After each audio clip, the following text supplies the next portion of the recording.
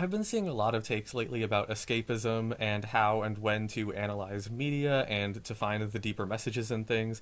And I've also, comparatively speaking to how often people talk about Persona 2, been seeing a lot of takes lately about innocent sin versus eternal punishment as opposed to Persona 2 as a whole.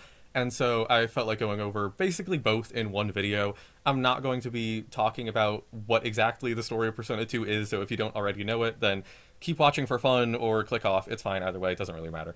So it's very common online in general for people to talk about innocent sin way more than eternal punishment. And generally speaking, most people only really like gush about innocent sins like friend group, like the main cast, or they post like fan art or jokes and memes and stuff like that. And there's nothing inherently wrong with that whatsoever.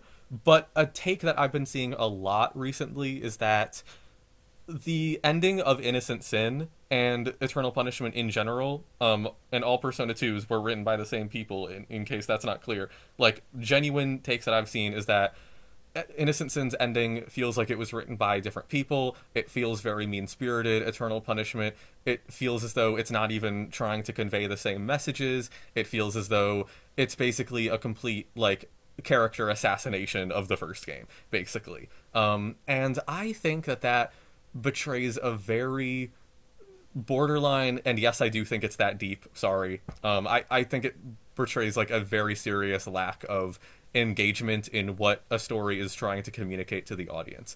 The ending of Innocent Sin is supposed to hurt.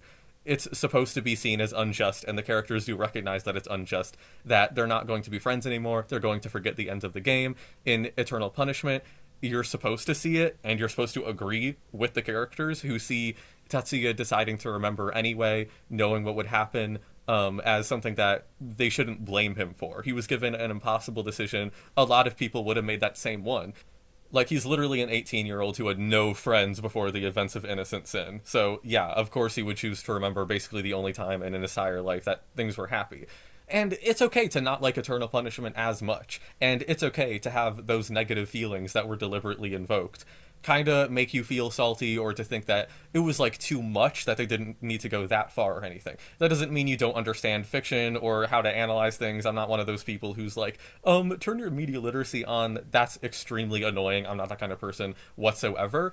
But if your anger at that situation is getting to the point where you genuinely have a lesser opinion of the developers, which a lot of these people do, if it's to the point where you're not even going to try to like really understand why Eternal Punishment is so different, like, because again, like, a lot of these people, they're like, it feels like it was written by a completely different group of people. They don't analyze why, though. And to me, this is just my interpretation. It's fine if like anybody disagrees, or if I'm completely missing something.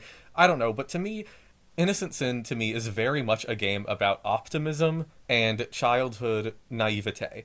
A lot of the characters are extremely close to one another. They goof off all the time, even when they should be more serious, considering everything that's going on around them.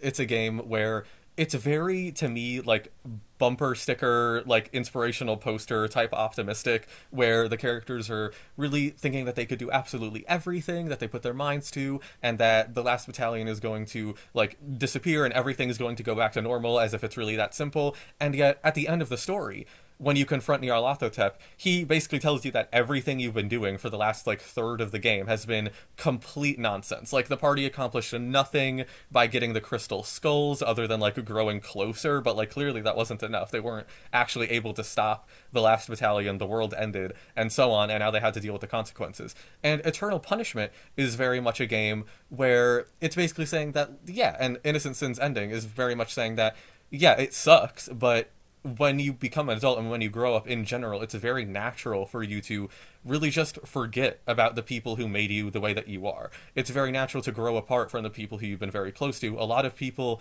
you'll straight up forget as an adult, no matter how much you want to remember. But everything that happened, everything that changed you, those are still parts of you. Those are still worth remembering, like, as much as you can, possibly. And the stuff that you can't, it's important to, like, keep moving forward because of them. They've still changed you. They were still important, regardless of whether or not you forgot. And we get to see that in Innocent Sin's ending, too. It's not just some trying to beat you while you're down type of thing. The characters are different. They're in the same places that they were in the beginning of the game, but they still have changed as people.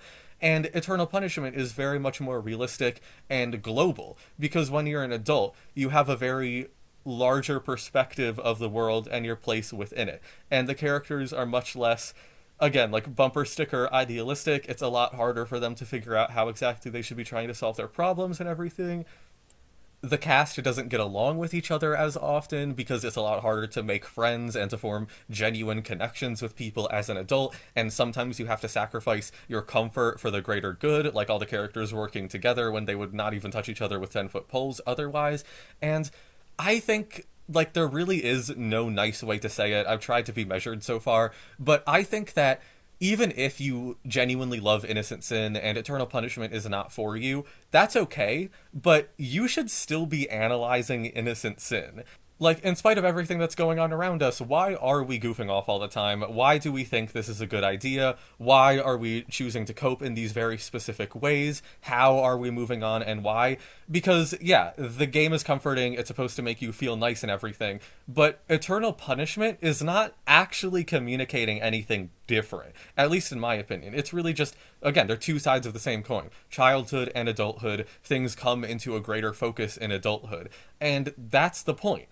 And so for people who are just so put out by Innocent Sin, like, it really just seems as though they came into Persona 2, like, maybe expecting one thing, but then they just let the fact that, wow, this is so comforting, distract them from what's going on. In the same way, a lot of people will play games like Persona 5, which have so much, like, spectacle to them, and the, like, cool factor will make them, like, completely ignore all of the points that Persona 5 is trying and failing to make, and how it's not really taking itself seriously. Like, the Innocent Sin, like, fans who don't actually, like, analyze shit, like, they're doing the same thing. They're just letting the fact that it's comforting instead of cool distract from what is actually trying to be said.